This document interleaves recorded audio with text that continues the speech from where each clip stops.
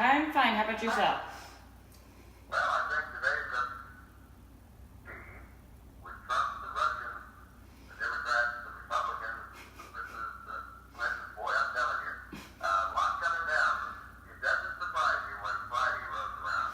Yeah, it seems that in the last, well, I mean, this happened under Obama, maybe not quite as much, but yeah, Friday afternoons tend to be the busiest days for us journalists.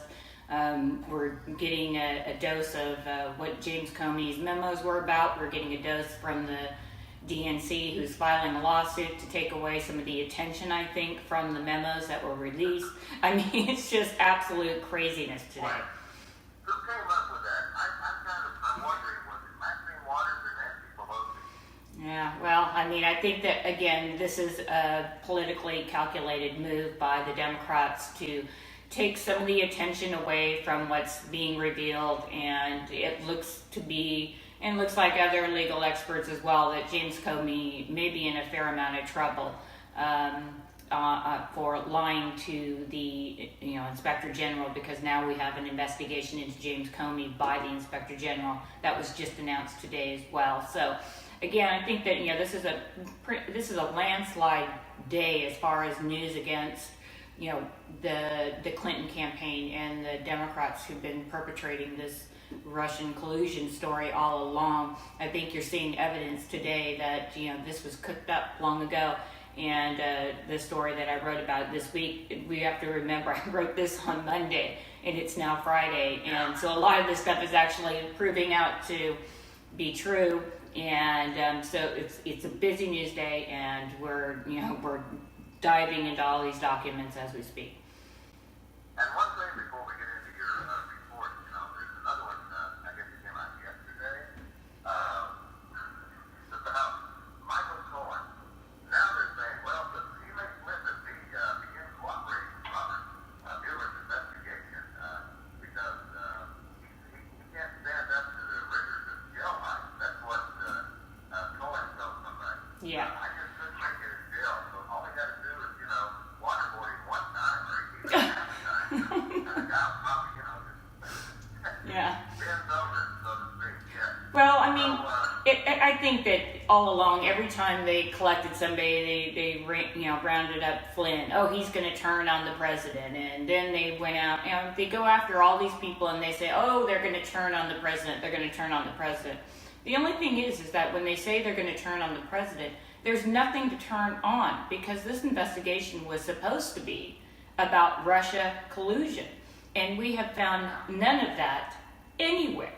So, and I perhaps it's the fact that President Trump is a political rookie, so he doesn't have a whole lot of political skeletons in his closet. They're certainly going after his private, personal life, but there's no political skeletons there. So that's probably what's really saving the president right now.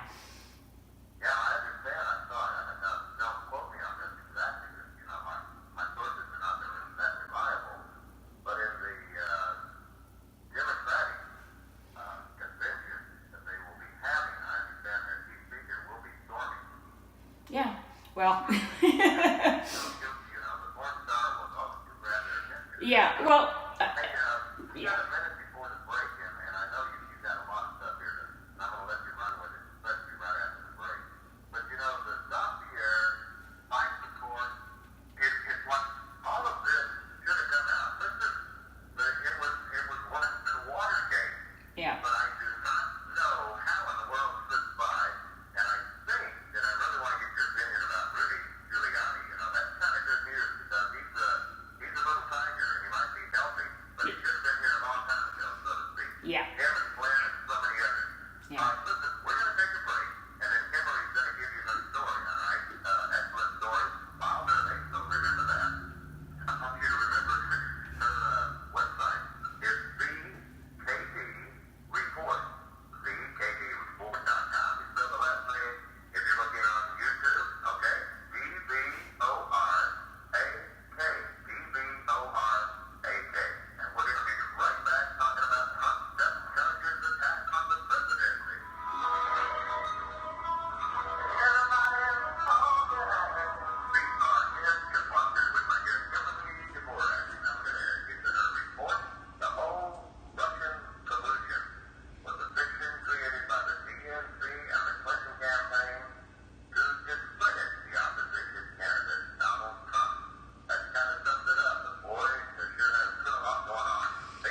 Yeah, like the news that's kind of broken today after we've been able to read some of the memos. I'd like to read this quote directly from the memo. And this is regarding the NSA director, James Clapper, who wanted this to get this story out there. And let's keep in mind now he's now a national security analyst for CNN.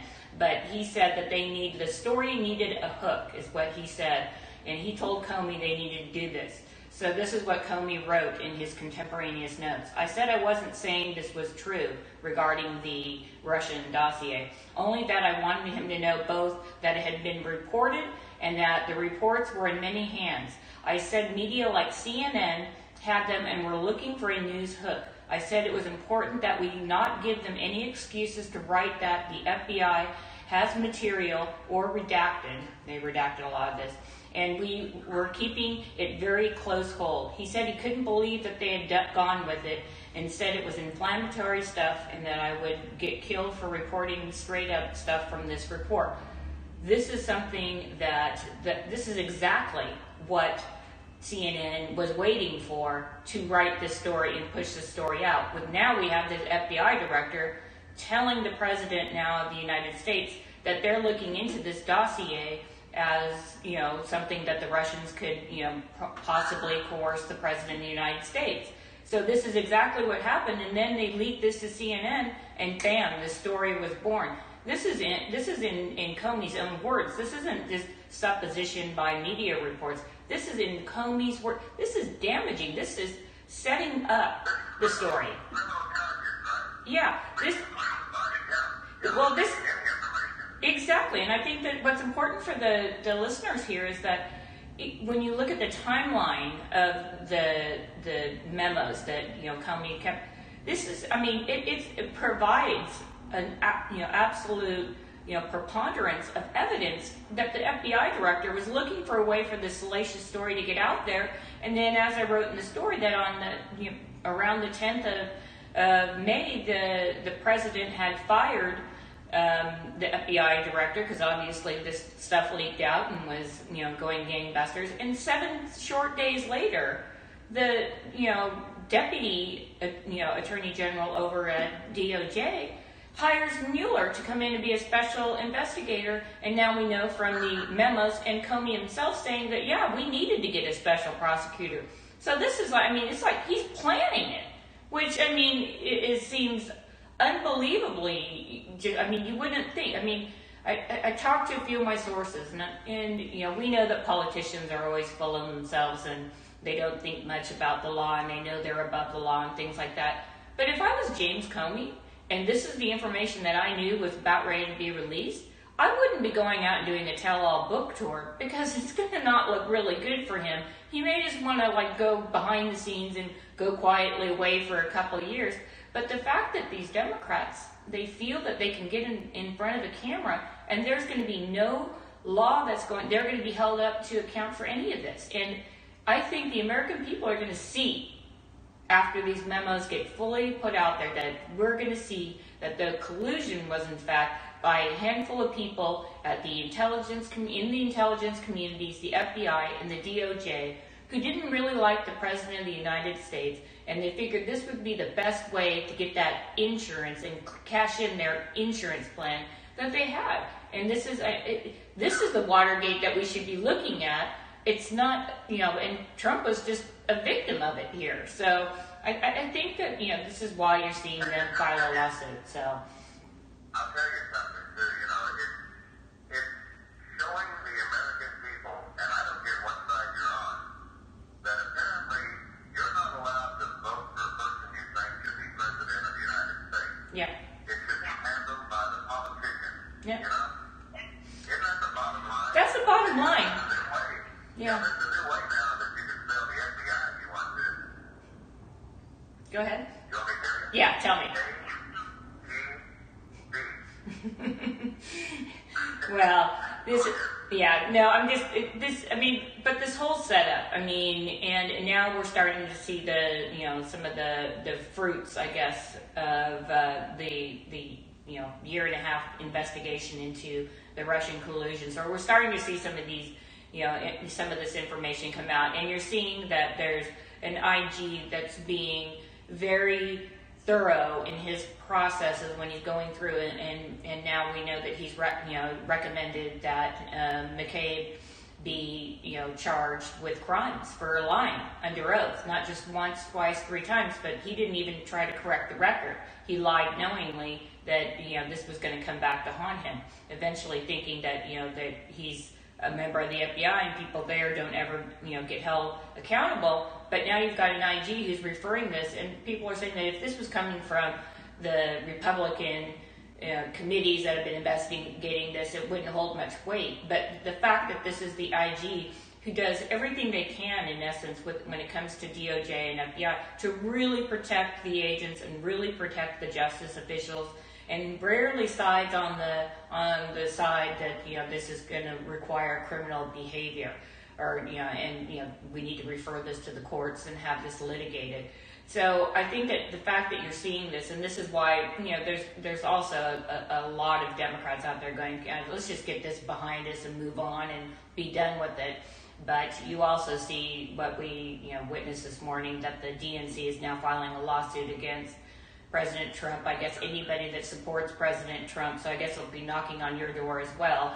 And it just it's curious timing. Obviously this most likely will go absolutely nowhere, and it's a political stunt, and they're just trying to slow down the avalanche of news that's coming out today, and this was the best thing that they could come up with to have a counter point to kind of break the news cycle, because it doesn't look good for Democrats on this one. Yeah, and it's like I think about Judicial Watch and all the pains they go through trying to get freedom of information. Yeah. And Rosenstein popped up because his wife, whatever her name is, she's the lawyer that Obama spent, 45 lawsuits against freedom of information in 54. Yeah. And look, they filed a lawsuit to DNC, and it'll probably go through quicker, than Hillary Trump wannabe nominations to put on his cabinet. Yeah. It's too bad. It's too bad that they have these holdovers. Rosenstein again. Obama appointed. Yeah. Yeah. And it's like you're starting out. The enemy. You're surrounded by the enemy already. I always wondered, Kimberly, and you might know, could there ever be a way to speed up to get the cabinet? Because what is it now? They got to have 40 hours of indoctrination. Yeah.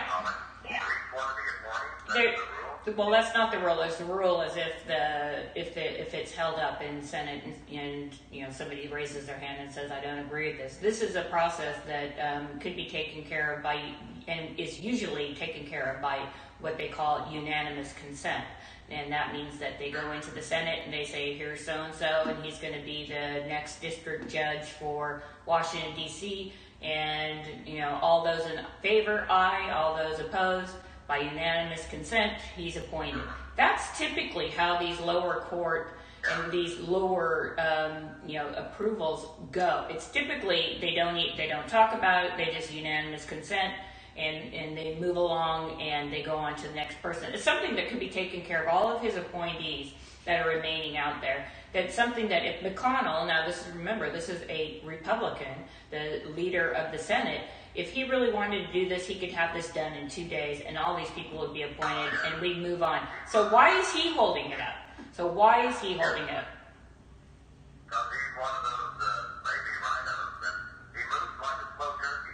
Yeah. And one of my frequent guests, Kimberly, is Kelly Nelson. Mm-hmm. And she says the smart thing for Trump to do is one of these times whenever the Democrats shut down the government, or, Senate has to take a recess, Congress. Yeah, recess appointments. Yeah, Obama did that. And let's be clear. The president is entitled. He won in an electoral landslide. I mean, I know Democrats are saying, well, there's more votes, this, that, and the other, and we can make contentions about California all day long. But he won in an electoral landslide. The man has put forth candidates and people that they need to run departments Right now, I've got people inside the Department of Defense saying that they need these appointees to go through because they're struggling to continue to keep the DOJ running smoothly, or the DOD running, and that's our military. They need these appointees so they can move on with what the business of the country here. And in essence, we're not getting that. And it seems very suspect that a handful of people are slowing down this president.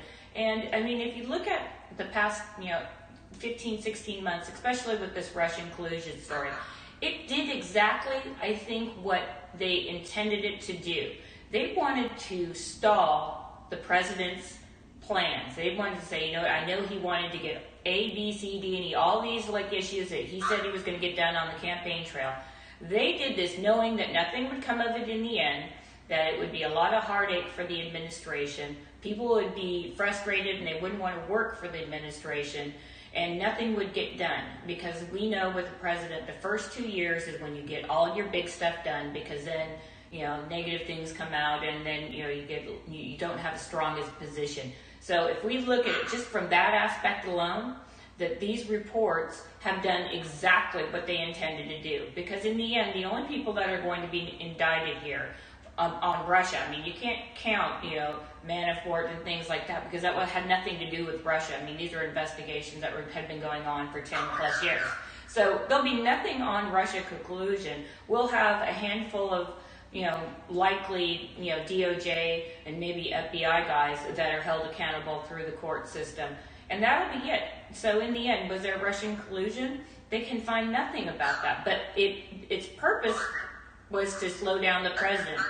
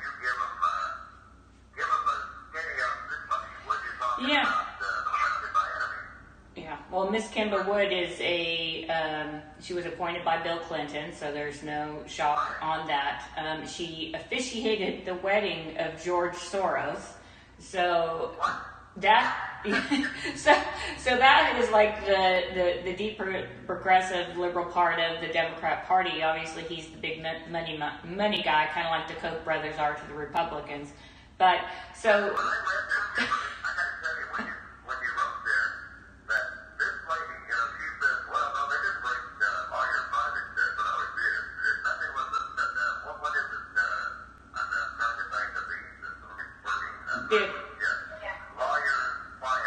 Yeah. But she presided over George Soros' wedding. Yeah. And she said, it's for free, but you wonder what kind of tip did this lady get? What do you think, 55,000? Yeah. 300,000? Who knows? But yeah. Wow. Well, the thing is with this, and I mean, and this is why I kind of with the story, I kind of based the crux of it on this, because if this is, in open court, it was basically CNN and MSNBC attorneys that were in court that day that were pressuring the judge to release the name of this third supposed or alleged client. And of course that client was Sean Hannity, but he wasn't a client. And he came out and said, look, I wasn't a client of his, never paid him money. I've seen him over the years. He's really good at real estate stuff. I invest in real estate, and I've asked him a few questions over the years, but I, in no way, shape, or form, was a client of Mr. Cohen. Now, I mean, when you have the attorney-client privilege, this stuff's not supposed to come out in open court, but they designed this to come out because they were trying to take another knock at somebody else. And, oh, well, maybe Sean Hannity's involved, and they're dying to get him off the air. They've been trying to get his advertisers to boycott him and whatnot. So this would be a great way. The American people will look at it and they'll come after him. But if they're allowed to do this here, I mean, they're going to be able to use this as precedent in future court hearings. So then now we're going to change the law. So now if you can try to go talk to your priest, but hey, there's no real law saying that he's not going to turn and talk about you. So I mean, it's for Americans, it's chilling. It's an incredibly chilling experience.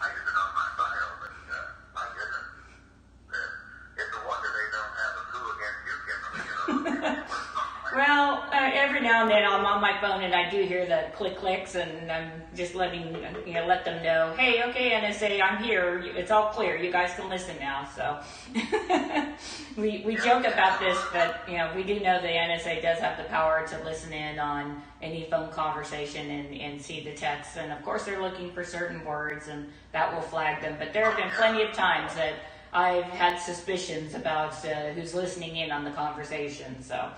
But, the most obvious, okay, is Google. Yeah. You start Googling something, and then you find out, why am I getting all these ads and stuff? And Google's the one that started it, and of course Facebook Yeah. has picked up on that, really. Yeah. But, the bottom line on this report you did, you say, unfortunately for the United States and Americans, the swamp is a bottomless cesspool. Yeah. And boy, that last word really something about that. This should not be happening in America today. Exactly, and I think that this is where the government bureaucrats, they make it nearly impossible to fire government bureaucrats of any kind. And these are the people who are fairly, they work their way up the chain, and then when they get there, they decide that they don't want to lose any of the power, and they're unelected, so they're not accountable to voters. And this is, I think, a big eye-opener for a lot of Americans to see just how much power some of these agencies and their heads actually wield. And I just can't, let this segment go without talking about Rudy Giuliani and coming on to help the president end this Mueller investigation. And Rudy was, I guess, Comey referred to Trump as a mob boss. Well, why would he bring in the guy that actually did get rid of the mob bosses in New York City, and that's Rudy Giuliani. And there's a lot of speculation at this point because he's just brought on, but he's going to come in, he's going to work with Mueller, he knows Mueller, and I imagine he'll be sitting down with Mueller and saying, look, what can we do? Let's move this along. It's enough time that you've interrupted the presidency, and let's let the president focus on running the country and making sure that we're getting the trade deals we need, and make sure that there's not war in the Middle East, and all of these important things, and rebuild this country as he's told Americans that he's going to do, and control the immigration and that. And I have a feeling that we're going to see some sort of conclusion to this sooner rather than later. And I think too that if it's sooner, that you're going to see the possibility of Jeff Sessions, who is missing in action. We never see him anywhere, who's the current Attorney General. Yeah, I think that if you see Rudy Giuliani go through, have this come to a conclusion, a conclusion that is agreeable to all sides, And then I think that it'll, kind of open or pave the way for him to possibly be the next Attorney General of the United States. And people like him. I've met him. He's a very, very affable guy. People like him, and he's a no-nonsense kind of guy. And that, I think, he would be probably the best choice for Attorney General. And if he's a, yeah. Yeah. Yeah. So he's a good guy. Yeah.